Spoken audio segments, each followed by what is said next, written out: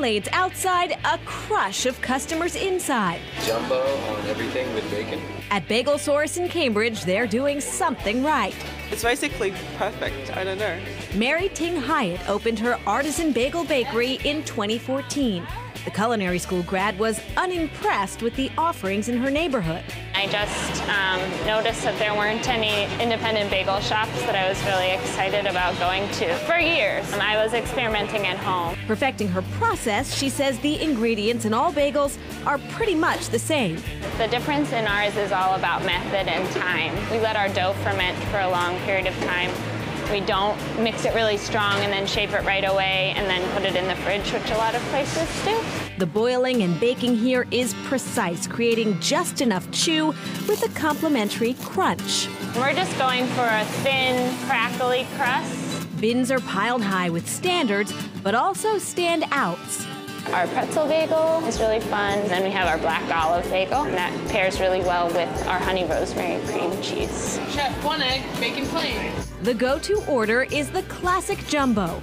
And that's an over medium free-range egg with something that we make mustard butter, sharp cheddar cheese. So to me, this is like unwrapping a present. Wow. No wonder Bagel Source devours the competition in local bagel rankings. For me, it's the best bagel in the city. Just down the street is Ba Ly, another Dorchester institution, serving up these classic Vietnamese sandwiches faster than you can say banh mi. We do about 10 different types of banh mi. Yeah, like barbecue beef, barbecue pork, barbecue chicken. Jennifer Nguyen is the owner, manager, occasional sous chef, and all-around resident community ambassador here. My customer. She's learned to play so many roles because her path to this version of the American dream has been difficult to achieve, starting with her departure from Vietnam in 1982. The bowl can fit around 20 people, but the neighbor hear about that and then they jump up to the boat, so the boat go up to 62 people. Luckily, the boat made it safely to Hong Kong, but with an influx of immigrants and nothing to eat, her family and infant son were starving.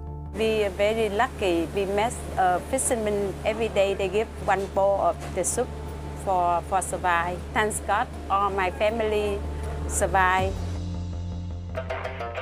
The family would eventually make it to Boston. I remember the first is my sister opened the restaurant in Chinatown. The restaurant sold noodles and was struggling until a trip to Virginia presented Nguyen with a novel solution. We met a husband and wife. He come from Vietnam and he do banh mi. Banh mi, the quick and inexpensive sandwich from Vietnam, was selling well in the U.S. Nguyen asked the couple to teach her how to make one, and the rest is history. American, black, white, Chinese, everybody loves this banh mi. Over the years, Nguyen has expanded her menu and added homemade French bread to the equation. Not too hot, but not too soft. Today, her youngest daughter works the lunch rush, where it's the original banh mi recipe that is still the top seller. In the corner of the shop, an interpretive painting depicts Nguyen back in Vietnam, selling bread to the community, a reminder of how far she's come. I never think I can have what I have today. I never forgot when I'm on the boat. I never forgot the fishermen from Hong Kong. I would like to thank you for this country.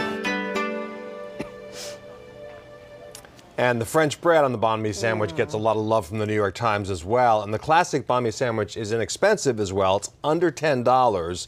And it was actually featured in one of our Cheap Eats shows not all that long ago. And back to Bagel Source, you might be wondering, how does a bagel shop make it on a best of list by New Yorkers? You know, they're very proud of their bagels. Well, the Times writer actually singled out this sourdough starter in the dough. Apparently, it's a recipe that goes back 4 decades. All right. Up next, Sandwich Heaven.